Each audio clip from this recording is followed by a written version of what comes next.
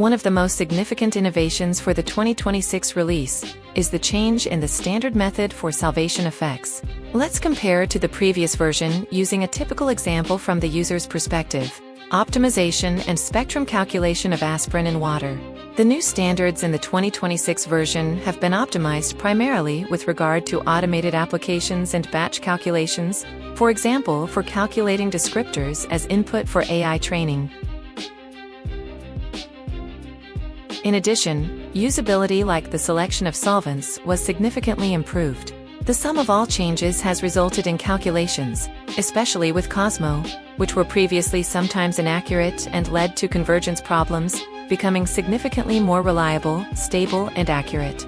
As shown here, the previous version, running on the left, did not converge within the default number of geometry cycles, whereas the new release does. The convergence behavior shows significantly fewer fluctuations due to the increased numerical stability. The calculation of the IR spectrum applied to the optimization result now also shows a correct minimum and a complete spectrum.